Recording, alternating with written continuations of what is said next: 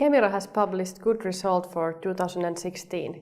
Kemira's President and CEO Jari Rosendal, how would you summarize the previous year? 2016 was an exciting but at the same time a challenging year.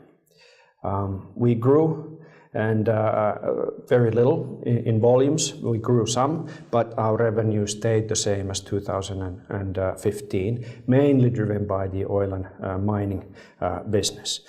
But our operative EBITDA grew by 15 million and we gained a 12.8% margin.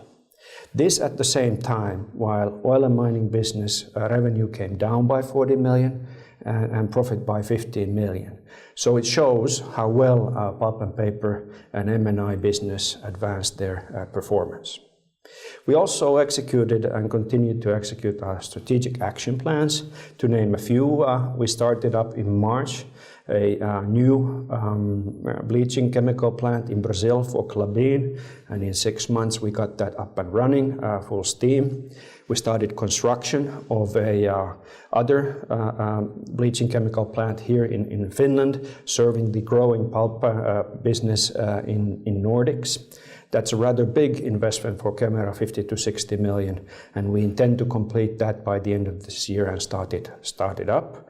Thirdly, in May 2015, we completed the AkzoNobel pulp and paper chemical acquisition. Integration continued to 2016. It progressed well. We even increased our synergy capture target from 15 to 20 million, and we intend to complete this integration by the end of this year. And fourthly, the Boost project, where we drive our performance and how we have our value chains and our customer collaboration going, is progressing well.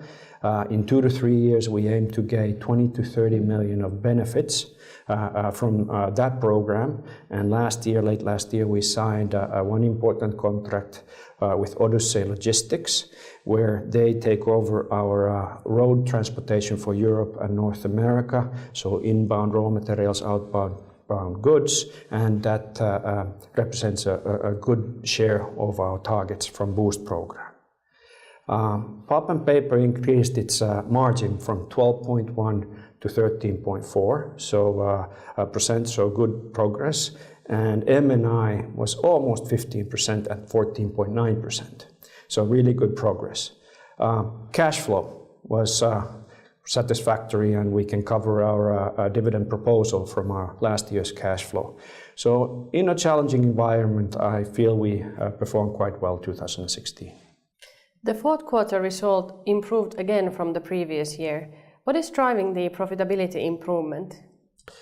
Well, there's a nice little data point that we had our 10th consecutive quarter year on year where we were able to improve our profitability. So it's been a longer term development, but in Q4 particularly M&I and M&I Europe performed really well.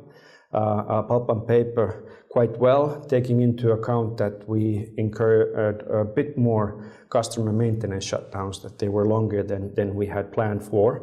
And for the first time in 2 years, also oil and mining grew slightly compared to Q4 2015. So those were the main components in Q4. How does the future look like for Kemira? Well, if I look at a bit longer perspective and look at 2013, our operative EBITDA margin was 11.3%. Since 2014, we've grew our top line by 230 million and our operative EBITDA by 50 million. This at the same time, since 2014, oil and mining revenue has come down 70 million and profitability by 30 million. So I think we've done a good step in these conditions, going from 11.3 to 12.8%. We are in good position this year to continue developing our pulp and paper and municipal and industrial business. And I'm rather hopeful that this development of recovery of the shale business and oil and mining markets will stick. It's still fragile, so we have to watch that.